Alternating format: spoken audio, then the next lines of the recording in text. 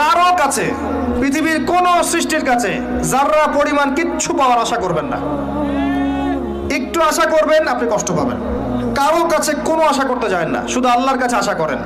সমস্ত কাজের প্রতিদান আল্লাহর কাছে চান, পরকালে আপনি সুখে থাকবেন ইনশাআল্লাহ। শেষ হাসি আপনি হাসবেন ইনশাআল্লাহ।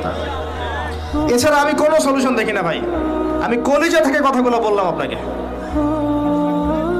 আর যে কথা কলিজা থেকে বের হয় সেই কথা আপনার কলিজার মধ্যে আঘাত করবেন ইনশাআল্লাহ। সব কাজ শুধু আল্লাহর জন্য করেন, কেউ আপনার আপন না। আল্লাহ ছাড়া কেউ আপনার আপন নয়। আপনি ভুল করবেন যদি আপনি অন্য কাউকে আপন মনে করেন। আপনার পলিটিক্যাল লিডার, আপনার প্রশাসনের স্যার, আপনার পরিবারের স্ত্রী, আপনার সন্তান, হাবি হাবি যা যা আছে, যদি মনে করেন আমার আপনজন, আপনি ভুল করবেন। সবাই সবার স্বার্থ চেনে, সবাই সবার স্বার্থ চেনে।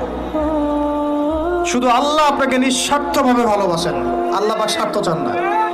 সারাটা জীবন পাপ করে থাকলেও একটা বার দাঁড়িয়ে খালি বলেন আল্লাহ আস্তাগফিরুল্লাহ ওয়া আতুবু ইলাইহি, মন থেকে বলেন আল্লাহ আমি ভুল করেছি, আল্লাহ আমাকে মাফ করে দাও।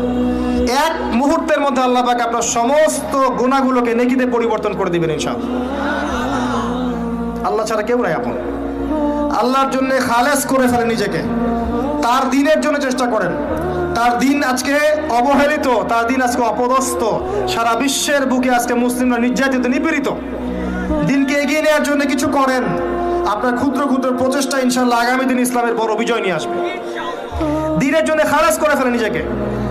আপনার সময় আছে এখন, জ্ঞান অর্জন করেন, জ্ঞান অর্জন করেন, পড়াশোনা করেন, আলেম ওলামার কাছে গিয়ে ক্লাসিক্যাল বইগুলো পড়েন, প্রজেক্ট রেডি করেন, দাওয়াতি কাজ করেন, বই লিখেন, বক্তব্য দেন, দিনের জন্য করেন।